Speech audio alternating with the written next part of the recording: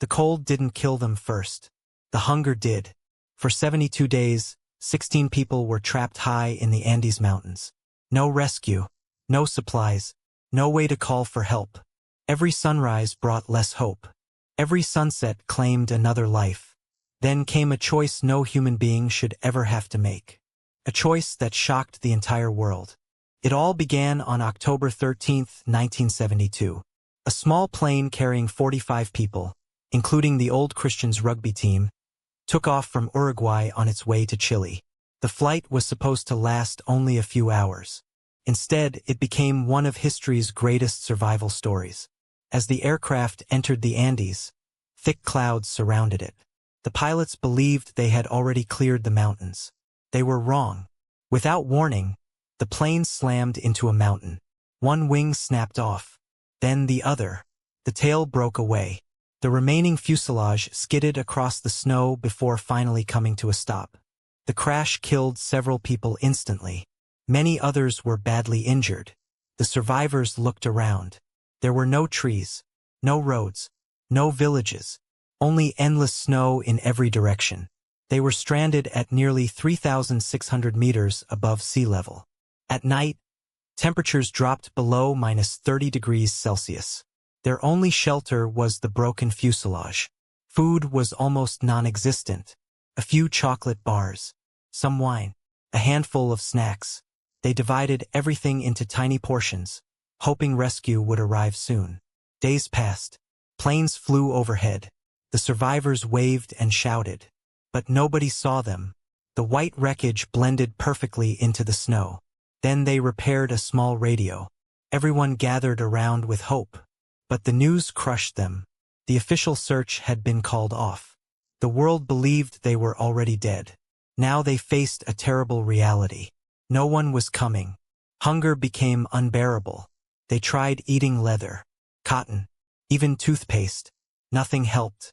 The hunger became stronger than fear, stronger than hope.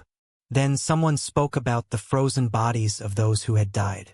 The idea horrified everyone. Many refused to even discuss it. They were deeply religious. They prayed together. They cried together. They argued. Days passed. The hunger only grew worse. Finally, they reached an impossible conclusion. Those who had died could no longer use their bodies. Those still alive wanted to live. It wasn't an act of violence. It wasn't done with cruelty. It was survival. One of the hardest decisions any human being has ever faced. Years later, many survivors said they believed their friends had given them one final gift, the gift of life. But surviving one disaster didn't mean the nightmare was over. Weeks after the crash, while everyone slept inside the fuselage, they heard a terrifying sound. A deep rumble echoed through the mountains. Before anyone could react, an avalanche crashed over them. Tons of snow buried the aircraft. The inside became completely dark. People couldn't breathe. Some were trapped upside down. Others clawed desperately through the snow.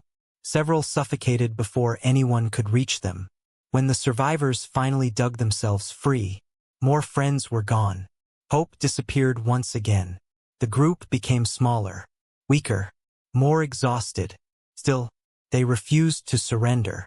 Someone had to leave. Someone had to cross the mountains.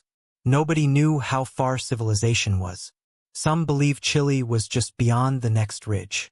They were terribly mistaken. The Andes are among the largest mountain ranges on Earth. Peak after peak stretched for hundreds of kilometers. But staying meant certain death. 3 survivors volunteered. Eventually, 2 continued the journey. With homemade equipment. A sleeping bag stitched together from airplane insulation. Extra clothing made from scraps. No map. No compass. Almost no food. They climbed higher every day. Their feet bled. Their lips cracked. Their lungs burned from the thin air. At one point, they reached the top of a mountain. They expected to see green valleys below. Instead, they saw nothing but more mountains. Endless mountains. One survivor later admitted that moment almost broke him. But turning back meant death. So they kept walking. For days they crossed snowfields, frozen rivers, sharp rocks. They slept in the freezing cold. Every morning they forced themselves to take another step. And another. And another.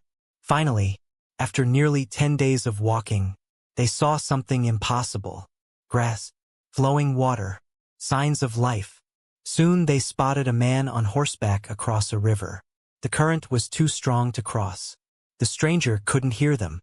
Instead, he threw a piece of paper tied to a rock across the river. One survivor quickly wrote a message. I come from a plane that fell in the mountains. I am Uruguayan. We have been walking for 10 days. There are 16 injured people above. We need help. The horseman rode away immediately. Help was finally coming. Helicopters returned to the crash site.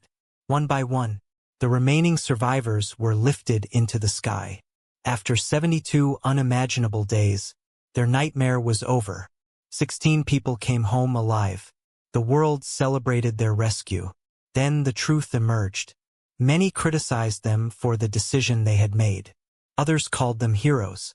The survivors never claimed to be either. They simply did what they believed was necessary to stay alive. More than 50 years later, their story continues to inspire millions.